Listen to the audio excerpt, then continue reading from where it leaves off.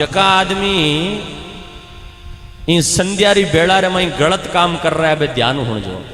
परिवार में प्रेम नहीं है, पति पत्नी में आनंद नहीं है, भाई भाई में प्रेम नहीं है, रुपए बहुत है लेकिन शरीर में निरोगता नहीं है, पैसों की कमी नहीं है लेकिन मन में शांति नहीं है। उगते टाइम सोते रहे। सूर्य उदय और सूर्य अस्त के टाइम में सोने वाला जो व्यक्ति है उस आदमी की ध्यान से सुनना, जगत में कीर्ति कम हो जाती है, मान सम्मान कम हो जाता है, तो कितना बड़ा घाटा हो जाता है। ध्यान से सुनना। आज की दिन उगणरी और दिन बदनाली बेड़ा होया करे ना, इन बेड़ा ने शास्त्र में संध्या बेड़ा कहो है।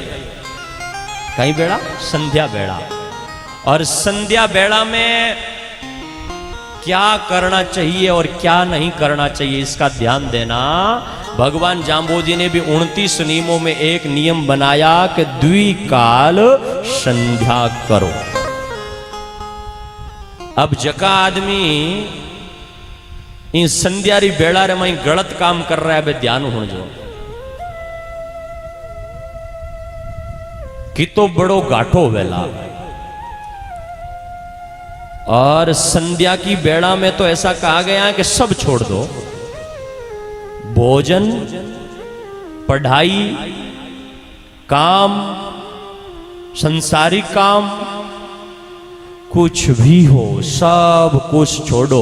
और छोड़ करके उस संध्या की बेड़ा में तो हाथ में माला लो तो ठीक, पास में मंदिर हो तो ठीक, नहीं तो केवल मुख से बोल मेरी रचना हरि हरि हरि शरणम हरि शरणम हरि शरणम। ये केवल शब्द निकले ना तो पापों से बच सकते हो, भूत प्रेतों से बच सकते हो, बड़े दुविधाओं से बच सकते हो। नहीं तो घाटा क्या होगा देखना।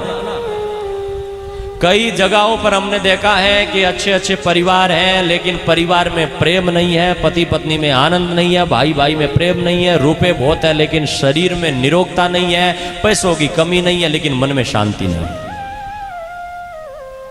क्यों? क्योंकि धन तो खूब कमाया लेकिन धन कमाने के बाद में भी दिन उगते टाइम सोते रहे।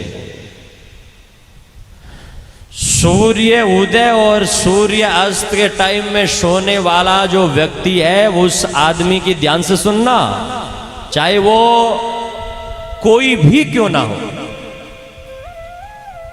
उस आदमी की जगत में कीर्ति कम हो जाती है, मान सम्मान कम हो जाता है।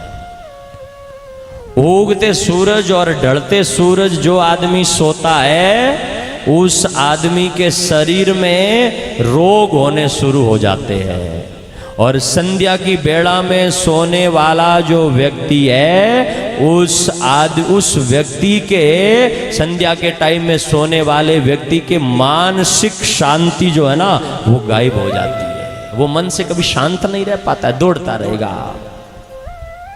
कभी शांत नहीं रहेगा। वो उसे किसी की बात अच्छी नहीं लगेगी।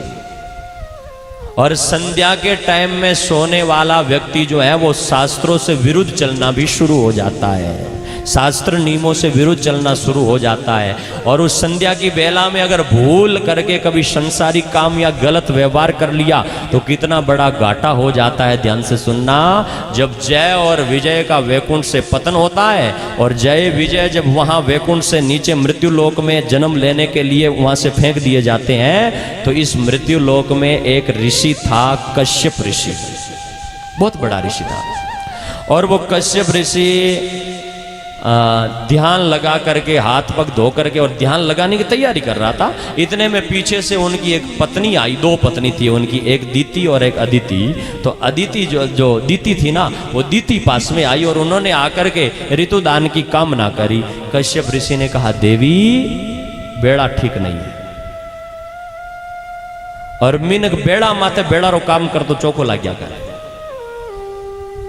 समय के अनुसार व्यक्ति ब्याह में ब्याह के गीत अच्छे लगते हैं, कथा में कथा के गीत अच्छे लगते हैं, सब जगह पर अच्छे समय के अनुसार लगता है। तुम बेड़ा का ख्याल रखो।